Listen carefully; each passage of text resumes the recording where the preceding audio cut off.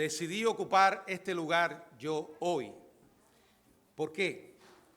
Porque creo que es bueno y es muy saludable que su pastor de vez en cuando nos recuerde a ustedes y a mí la razón de por qué existimos como iglesia. Es sumamente importante no perder el enfoque en nuestro objetivo. Hay un objetivo, hay una meta, hay un propósito. ¿Cuál es? Aunque leímos primero a los Corintios capítulo 6, del 12 al 20, quiero llamar la atención sobre un texto que está en la primera carta a los Corintios, en el capítulo 10, verso 31. Primera carta del apóstol Pablo a la iglesia de Corintios, verso 31, que dice de esta manera: si, pues, coméis o bebéis o hacéis otra cosa, hacedlo todo para la gloria de Dios. Es realmente triste, pero es una realidad que muy pocos creyentes saben la razón por la que existe la iglesia. Y en ese desconocimiento intentan convertirla en cualquier otra cosa menos en aquello para lo cual el Señor la estableció. De hecho, otras veces he hablado de que tenemos 4 metas, las he mencionado, he predicado sobre ellas. De hecho, las hemos recordado una y otra vez, que la iglesia es una comunidad. Bueno, primero, esas 4 metas no son producto de la creación de alguien sabio o espiritual en el plano humano. Vienen en la misma Biblia.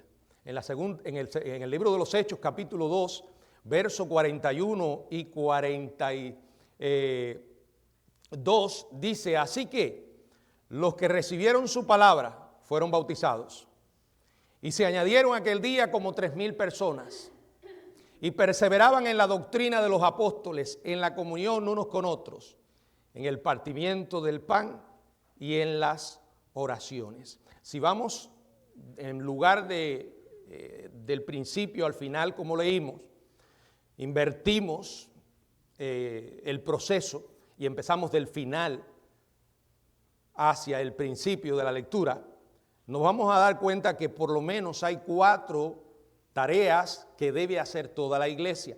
Y como ya he dicho, no es posible ni correcto separar una de ellas, porque entonces nos convertimos en cualquier otra cosa, no en una iglesia.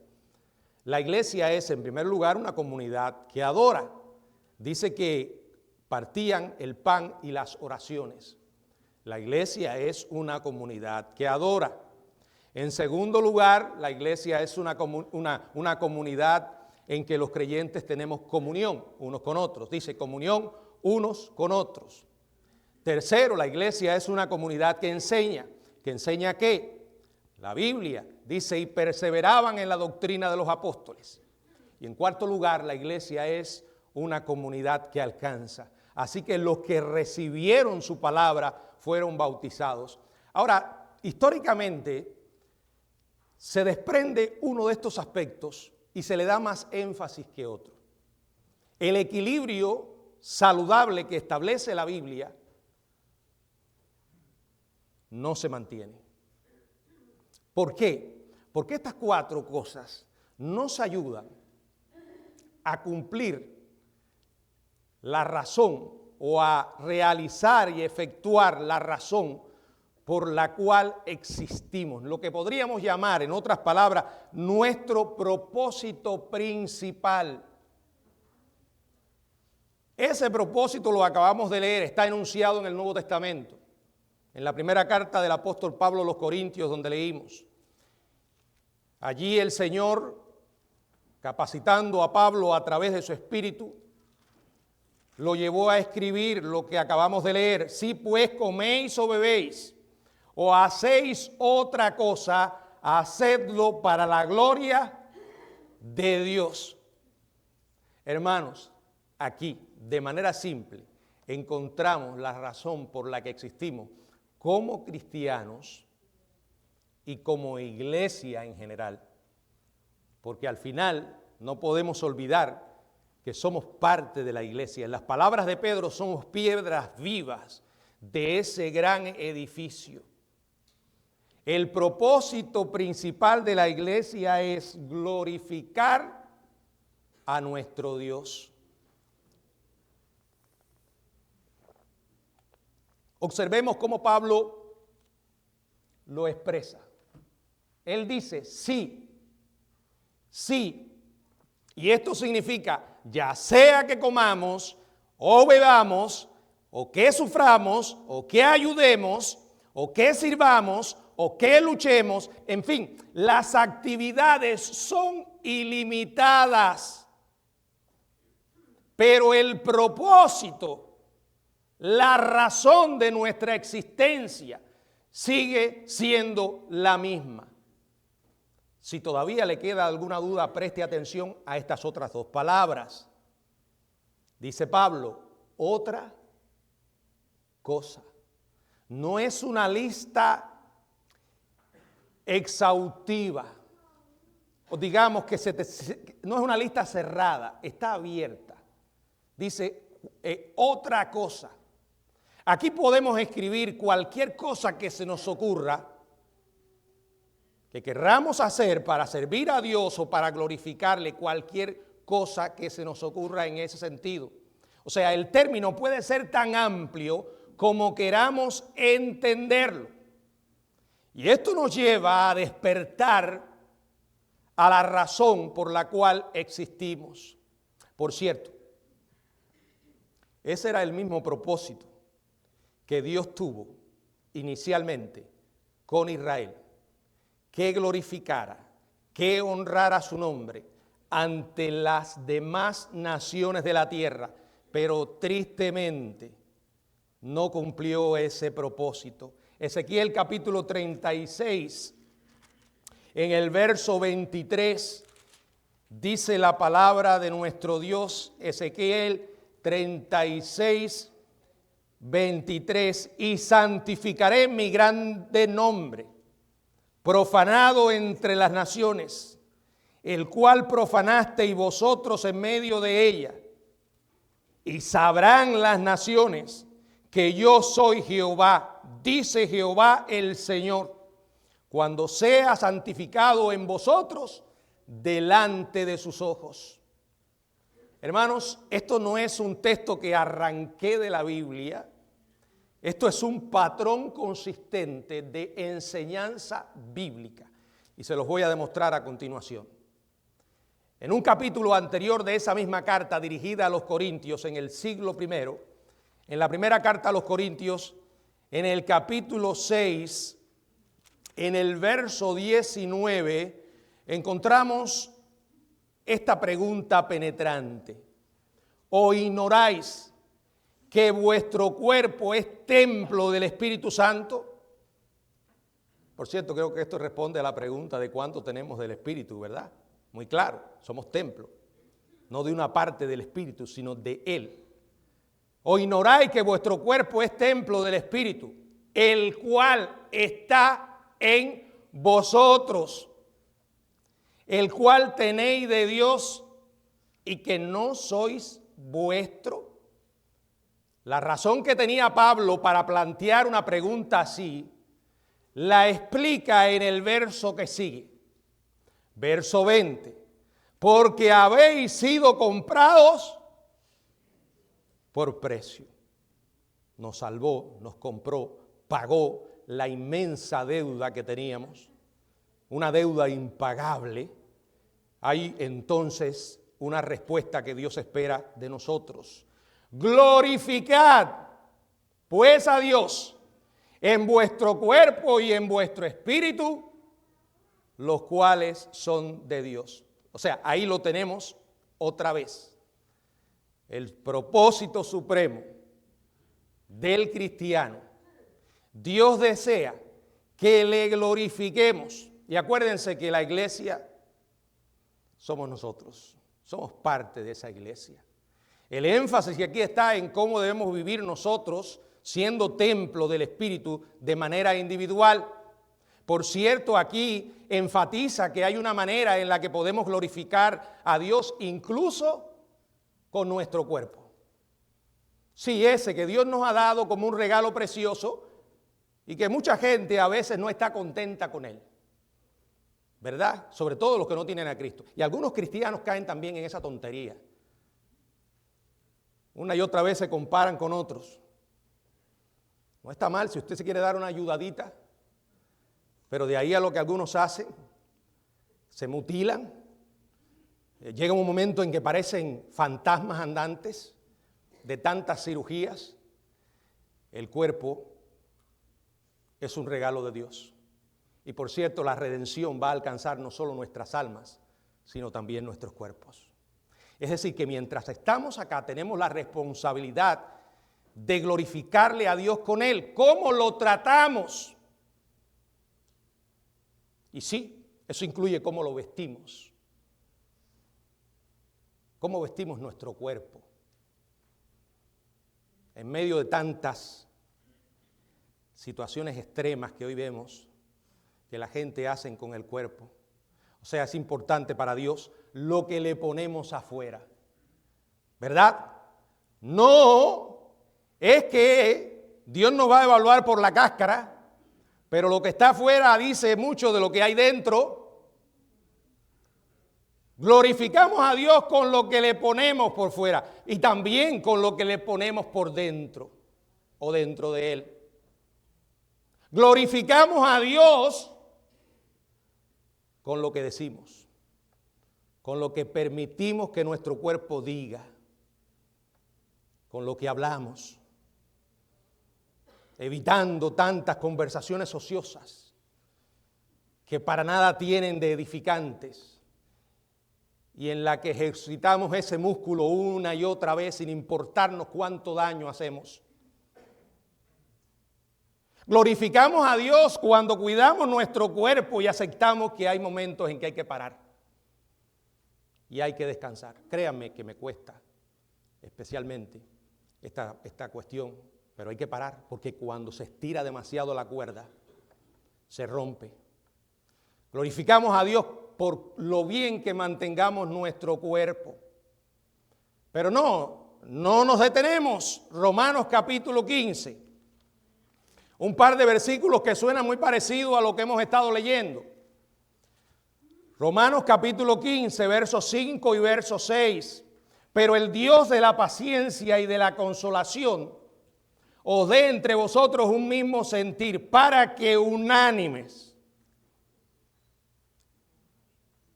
¿Significa que tenemos que pensar igual? No. Todos no vemos las cosas de la misma manera y Dios se goza en la diversidad en cuanto a opiniones. De hecho, nos creó de manera diferente, emocional, físicamente.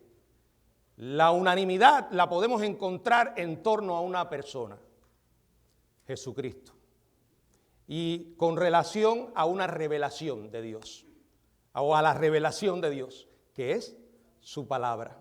Para que unánimes a una voz, dice aquí, glorifiquéis al Dios y Padre de nuestro Señor Jesucristo. La Biblia está llena de afirmaciones como estas. Nuestro único propósito, nuestra razón fundamental para existir, y para eso adoramos, para eso enseñamos, para eso alcanzamos y para eso tenemos comunión unos con otros. Las escrituras vibran de este mandato. Den la gloria a Dios, como decía la estrofa, lleven su gloria al mundo. Porque la gloria de Dios ha sido robada de muchos lugares. En nuestra época de una religión acostumbrada a los lujos, a las modas superficiales, religiones enfocadas en los hombres y no en el Dios vivo. La meta de muchos es ser más grande. Mientras más grande una iglesia, mejor. Construir edificios gigantescos. Duplicar nuestra asistencia cada 3 años y cosas así. De hecho, una iglesia en crecimiento se ha convertido en la envidia de las iglesias que no crecen. Otro propósito popular es el de causar una buena impresión, dar una buena imagen, ofrecer una buena música y otras cosas más. Y aclaro, no hay nada malo con ninguna de estas cosas, con tal de que se haga con el móvil, con la motivación correcta. La gloria de Dios. Y que se mantengan dentro de la perspectiva correcta. ¿Por qué? Porque se puede perder el enfoque. Porque puedo encontrarme en un momento sin darme cuenta que estoy tratando de robarle la gloria a Dios y llamando la atención no sobre Él, sino sobre mí. Pero mi punto es este. Estas cosas no son primordiales. Porque cuando solo nos enfocamos horizontalmente en impresionar a otros, en recibir recompensas de otros, perdemos la bendición de Dios. No podemos tener las dos cosas. Si tenemos una, dice la Biblia que vamos a perder la otra. Y si tenemos la otra, viceversa. No podemos tener las dos. La Biblia dice en Mateo capítulo 6, verso 1, guardaos de hacer vuestra justicia delante de los hombres, para ser visto de ellos. De otra manera no tendréis recompensa de vuestro Padre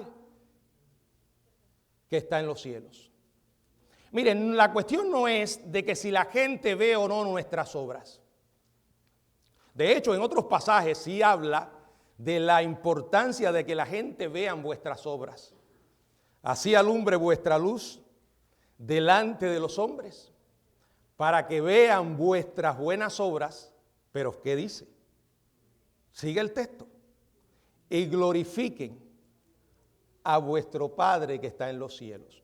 Pero cuando yo hago buenas obras para llamar la atención sobre mí, sobre mi capacidad, sobre mi inventiva, cuando mi motivación es puramente horizontal, lo único que vamos a recibir es lo que viene en esa dirección. Ahora, si tu propósito y el mío es la gloria de Dios, vamos a recibir la recompensa que viene del cielo. Y esa, hermano, es la que realmente vale la pena. Porque el mundo pasa y sus deseos. Ahora, quiero enmarcar esto en un sentido más práctico. Quiero que esto cobre un poco de vida para nosotros. Y por eso hay que cuestionar nuestras acciones, preguntarnos con frecuencia, ¿qué cosa? Por ejemplo, ¿por qué estoy aquí? ¿Por qué me paro en este lugar y predico la palabra? ¿Por qué estoy haciendo esto? Y es importante que tú también te lo preguntes. ¿Por qué dije que sí cuando alguien habló conmigo para servir en un ministerio? ¿Por qué estuve de acuerdo con esto? ¿Por qué estoy predicando? ¿Por qué estoy enseñando? ¿Por qué canto en el coro? ¿Por qué sirvo en este ministerio? ¿Por qué planeo dentro de mi presupuesto esta cantidad de dinero para entregarla a la iglesia? ¿Por qué? ¿Por qué? ¿Por qué? Miren, cuando nos hacemos esta pregunta, solo hay una respuesta correcta. La gloria de Dios. Glorificar a Dios. Una vez más, Efesios capítulo 1, versos 5 y verso 6. Efesios capítulo 1, versos 5 y verso 6. en amor habiéndonos predestinado para ser adoptados hijos suyos por medio de Jesucristo según el puro afecto de su voluntad. Verso 6, para alabanza de la gloria de su gracia, por la cual nos hizo aceptos en el amado. Capítulo 1, verso 11 y verso 12. En él asimismo tuvimos herencia, habiéndonos predestinado conforme al propósito del que hace todas las cosas según el designio de su voluntad. Verso 12, a fin de que seamos para alabanza de su gloria. Nosotros los que primeramente esperamos en Cristo. Las Escrituras vibran de esto. Otro pasaje en la segunda carta a los tesalonicenses, en el capítulo 1, verso 11 y verso 12. Por lo cual asimismo oramos siempre por nosotros, por vosotros, para que nuestro Dios os tenga por dignos de su llamamiento y cumpla todo propósito de bondad y toda obra de fe con su poder. Verso 12. Para que el nombre de nuestro Señor Jesucristo sea glorificado en vosotros y vosotros en Él, por la gracia de nuestro Dios y de nuestro Señor Jesucristo. El texto lo que está diciendo es que en la medida en que tú y yo glorificamos a Dios, seremos glorificados en Él.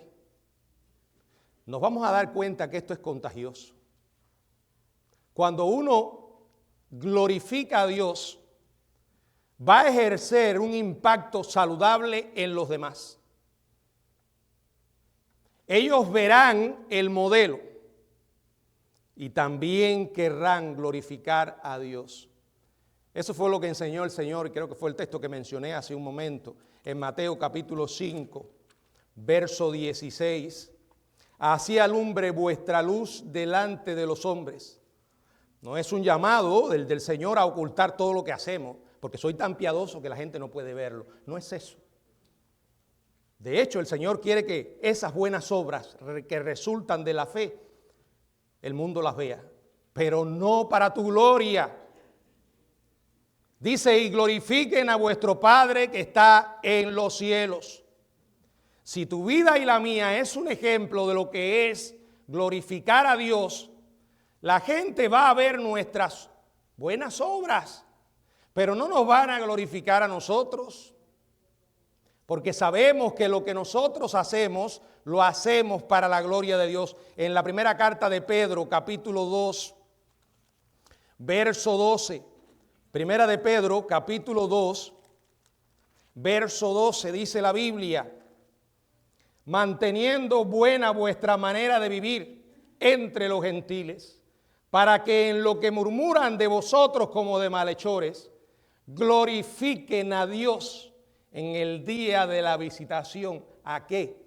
Al considerar vuestras buenas obras. Ahora, yo sé que esta información es útil,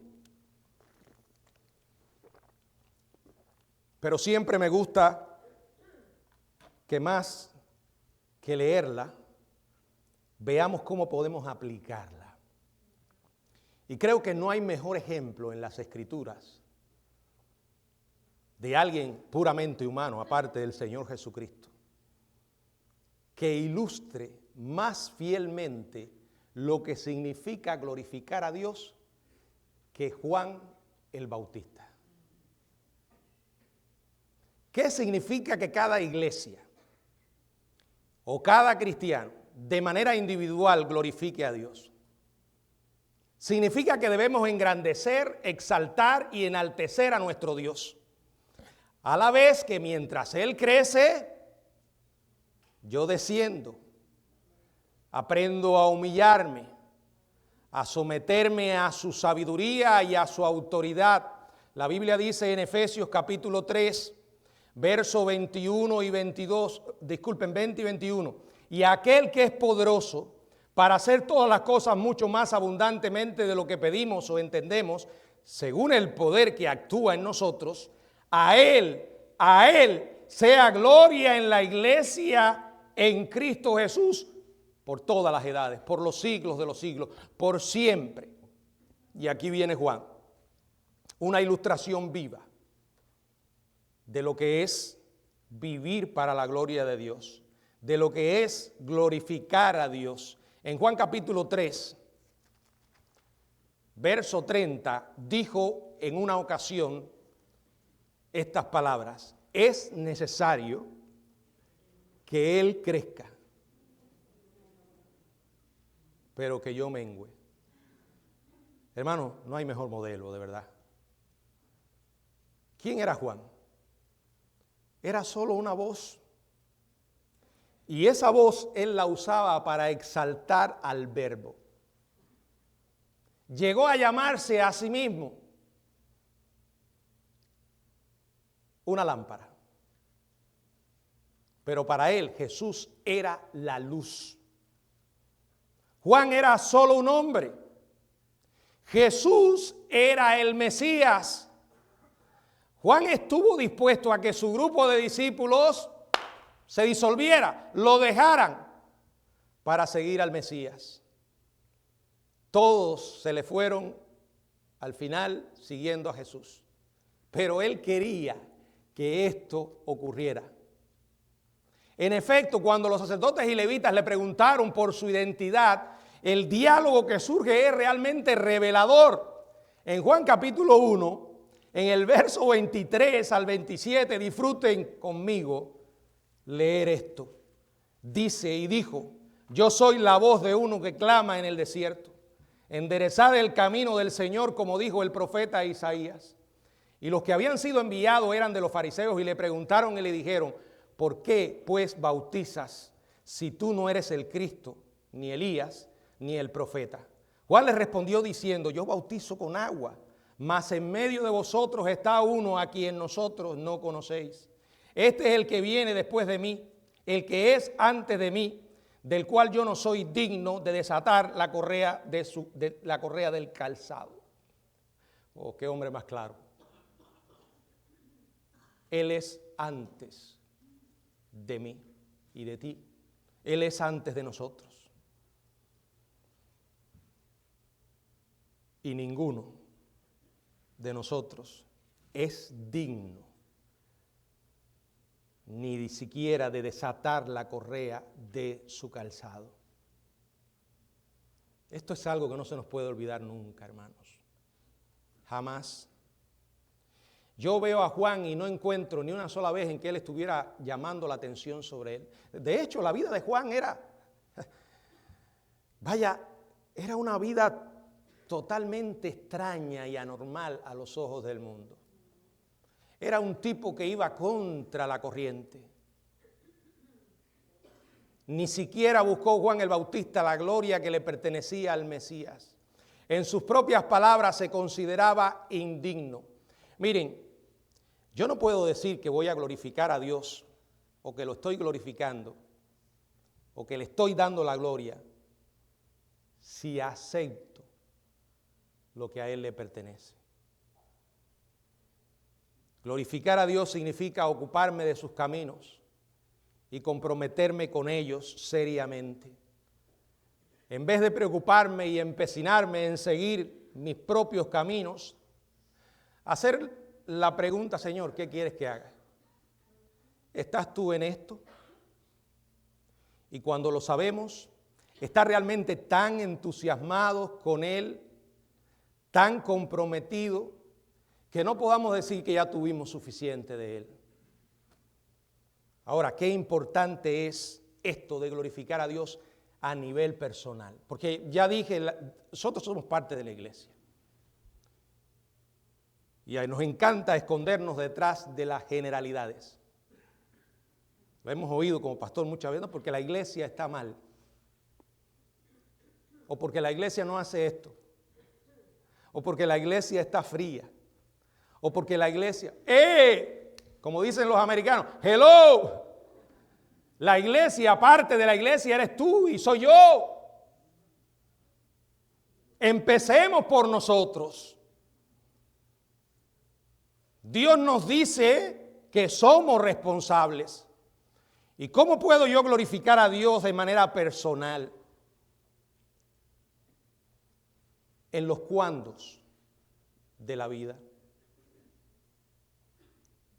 En los en de la vida. Y en los sí de la vida. La vida tiene cuándos, la vida tiene en y la vida tiene sí. Voy a poner algunos ejemplos. ¿Cuándos? Cuando necesito tomar una decisión. Descanso en su palabra para buscar dirección. Descanso en su espíritu para encontrar guía y recibir fortaleza. Por ejemplo, yo soy de los que creo que el Dios de la Biblia es un Dios tan, pero tan personal que le importa todo acerca de nosotros. Todo. Por ejemplo, al escoger un empleo, alguien diría, pero esto es una cosa tan material. ¿Le interesa a Dios que en qué voy a trabajar y cuánto voy a ganar? Bueno, sí, porque el Dios que es capaz de estar al tanto de una vecilla que cae y de tener los cabellos de nuestra cabeza todos contados, no importa si tienen poco como yo o muchos como muchas mujeres acá, ¿no le va a interesar los asuntos de nuestra vida personal al escoger un empleo, al buscar cuando voy a buscar un lugar donde vivir? Es más, cuando voy a buscar un auto para comprar, es más, cuando deseo concentrarme en una meta que deseo lograr, acerca de cada una de estas cosas tomo decisiones constantemente. ¿Lo hago para la gloria de Dios? Cuando me asalta la aflicción y el sufrimiento, cuando cualquier asunto aflora o exige una reacción de mi parte, la gloria de Dios debe estar integrada en mi actitud, entretejida en mi respuesta. Cuando estoy pensando, cuando estoy planeando, cuando estoy ganando y cuando estoy perdiendo. Cuando debo abandonar un sueño o cuando comprendo que es mejor alejarme sin luchar y reclamar mis derechos y estoy dispuesto a rendirme.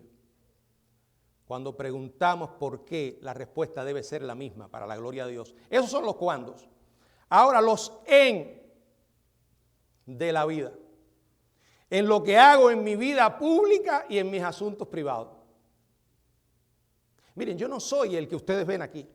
Eso es parte de quién soy. Yo soy una persona en su totalidad. Estoy poniendo de ejemplo.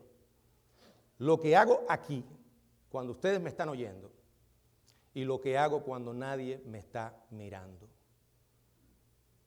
En ambas circunstancias estoy buscando la gloria de Dios. En las relaciones personales, que es tan difícil, porque hay gente que nos agrada y hay otras que no, y viceversa. Así de complejas son las relaciones. En las personas que me agradan o en las que no, en las que me desafían, todas debo ver la gloria de Dios. En mi hogar, en mi trabajo, en mis estudios, en los viajes, en la soledad, cuando estoy en ese sitio pequeño, monótono, visible. En la fama, en la fortuna, en la aprobación y en el aprecio del público, así como cuando estoy en esos días que todo se fuma. Debe ser para su gloria. Y también la vida tiene sí. Esos sí que a veces nos duelen, pero son parte de la vida, que Dios diseña y permite que pasemos por ella. Por ejemplo, si la persona que amo se queda o no se queda, Dios recibe la gloria. Si una causa que yo apoyo cautiva el corazón de los demás o se viene abajo en llamas, Dios recibe la gloria. Si los planes que he tenido por largos años triunfan o fracasan o deben cambiarse, si la iglesia en la que participo crece o deja de crecer, ¿cuál debe ser entonces el tema permanente en mi vida? A Dios sea la gloria por todo lo que ha hecho por mí. Juan dijo, yo he glorificado tu nombre en la tierra. En estas palabras se resumió lo que era su vida. Ahora en los cuándo, en los sí y en los en. ¿Cómo puedo hacerlo más práctico todavía? Primero, tenemos que aprender a incluir a Dios en todos los aspectos de nuestra vida. Ya dije que a Dios le interesa todo. Todo, no solo cuando estás aquí, sino cuando no estás. Todo, hermanos, el que diga otra cosa está presentando a un Dios distinto, no a un Dios personal. Por eso dice la Biblia, fíjate de Jehová de todo tu corazón y no te apoyes en tu propia prudencia. Reconócelo en todos tus caminos y Él enderezará tus veredas. No seas sabio en tu propia opinión. La pregunta es, Señor, ¿qué piensas de esto? ¿Te estoy glorificando en este momento? Tenemos que hacer de eso un hábito. Todos los aspectos de la vida deben pasar por el filtro divino. Y lo que no es correcto hacer, no es correcto hacerlo nunca. Nunca, porque cuando yo comienzo a hacer una cosa aquí y otra cuando no estoy aquí, es una dualidad letal. Me estoy convirtiendo en un espécimen de hipócrita. Segundo, negándonos a esperar o aceptar parte alguna que le pertenece a Dios, parte alguna de la gloria que le pertenece a Dios. Miren, hermano, la carne es como una enorme esponja, lista y deseosa de absorber toda la gloria, y le encantan las palmaditas en la espalda. Le encanta adueñarse de la gloria que solo le pertenece al Señor. Romanos 13, 14 dice, no proveáis para los deseos de la carne. Tercero, mantener con Dios una relación prioritaria que no pueda ser sustituida por ninguna otra cosa, mas buscad primeramente el reino de Dios y su justicia. Pero para lograr estas tres cosas, y con esto voy a terminar, hay que hacer algunas cosas aún más prácticas. Por ejemplo, para lograr cultivar el hábito de incluir al Señor en todos los aspectos de nuestra vida, es esencial aprender a reunirnos con Él todos los días. Todos los días. Yo sé que es difícil, sobre todo en esta sociedad norteamericana que vamos por el carril rápido siempre. No hay tiempo, no hay tiempo, no hay tiempo. Tiene que haber tiempo. Tiene que haber tiempo para el Señor todos los días. Y no importa si al principio lo haces como un hábito o hay hábitos saludables. Y este es uno que no se puede negociar, hermanos. Tal vez eso signifique que te tengas que levantar más temprano. Signifique que tengas que deshacerte de ese maldito celular, apagarlo. Ah, no, pero yo tengo mi Biblia en el celular. Cómprate una de papel. Porque si la dejas en el celular, te vas a distraer. Ah, pastor, pero yo la puse en modelo en no molestar. No importa. Cuando el diablo te quiere distraer, te vas a distraer hasta de los colores de la pantalla. Significa deshacerte de la computadora, del internet. Hermano, miren, entendamos, esto es un viaje a la eternidad. Y dice Pablo, en las palabras de Pablo, que allá estaremos para siempre con el Señor. Si tú no disfrutas desde aquí tu tiempo con Dios, ¿qué te hace pensar que lo vas a disfrutar en el cielo? Haz ese hábito todos los días. No hay cosa más importante que eso. No importa que hayan cosas que griten más alto. Lo que más alto grita no es precisamente lo más importante. Segundo, para que la segunda sugerencia funcione, eso de negarnos a aceptar o a esperar parte alguna de la gloria de Dios, necesitamos admitir abiertamente que tenemos un problema serio con el orgullo. Y hermanos, ese problema lo tenemos todos. Todos. Ese fue el pecado capital, digamos, del mismísimo diablo. Tenemos que aprender a reconocerlo. Aprende a decirlo. Aprende a decirlo a tu familia, por ejemplo. Tu familia puede ser muy buena para recordarte cuando estás caminando como un hipócrita o cuando estás robando la gloria a Dios. Y déjame decirte que si tienes niños, ya esto yo lo he dicho muchas veces, los niños te lo van a decir, te lo van a decir, lo estás haciendo otra vez, papá. Y ahí no te puedes poner a pelear con él, cállate la boca que yo soy tu padre. Admítelo, me equivoqué. Todos nos equivocamos. Y lo hacemos muchas veces. El problema es que cuando no estamos dispuestos a reconocerlo, cuando de alguna manera quitamos a Dios y nos colocamos nosotros, para lograr la tercera sugerencia, la de mantener una relación prioritaria con Dios, todo lo que hagamos tenemos que pasarlo por el filtro de una pregunta. ¿Esto que estoy pensando hacer le dará la gloria a Dios o a mí?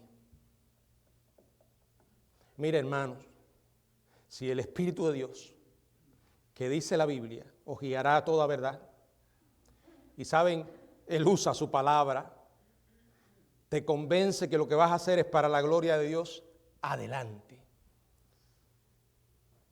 El diablo te va a decir, pero ¿y la gente qué va a pensar? Eso no le va a gustar a fulanito. Yo sé de lo que se trata esto. ¿Saben por qué? Porque anduve por ese camino. A veces tenemos el problema de correr de manera zigzagueante, intentando agradar a este para que no se ofenda. Entonces, si yo agrado a este, voy a desagradar al otro. Y voy para allá, y vuelvo para acá, y sigo. No hay manera más miserable de invertir la vida, porque drena tus energías, te hace desenfocarte de quién es Dios. La pregunta es, Señor, ¿qué piensas de esto? Y si Dios está en eso, adelante. Acuérdate de esto que leí una vez. Dios y tú son mayoría. Son mayoría. Señor, ¿esto te va a dar la gloria? En tu mente debemos hacernos esta pregunta con regularidad, una y otra vez.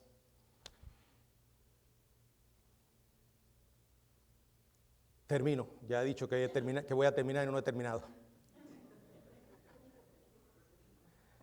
Con dos noticias, una buena y una mala.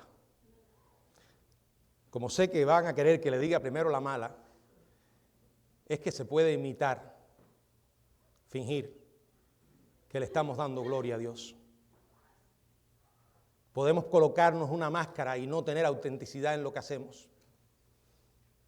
Lo hemos hecho. Yo no sé usted, pero yo sí recuerdo momentos en que lo he hecho.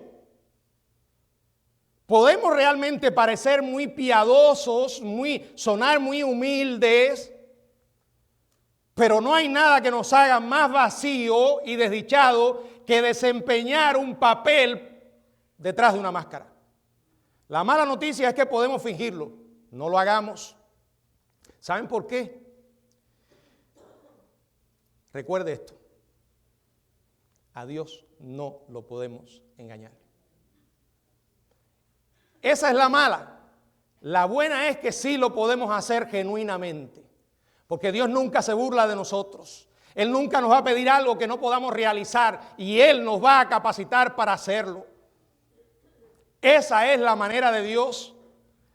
Solo así podemos despertar a la razón por la que existimos. Señor, aquí estamos y estamos para tu gloria. Una vez le dije eso al Señor, siendo un adolescente, lleno de muchos problemas, y honestamente en aquel momento no tenía nada que ofrecerle al Señor, que no haya sido mi propia vida. Me he tenido que recordar eso muchísimas veces, muchísimas.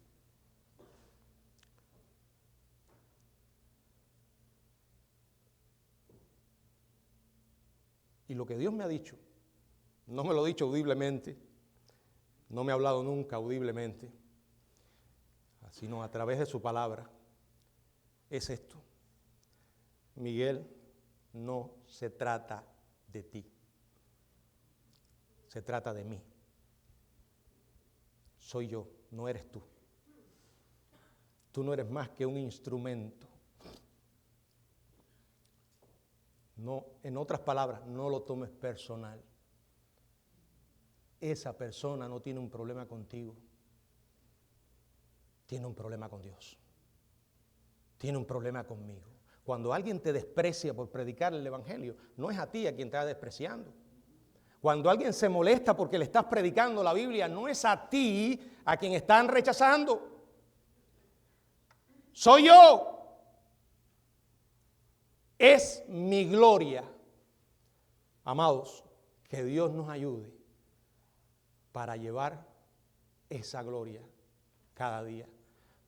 Esa es la razón por la que estamos aquí. Que el Señor nos bendiga.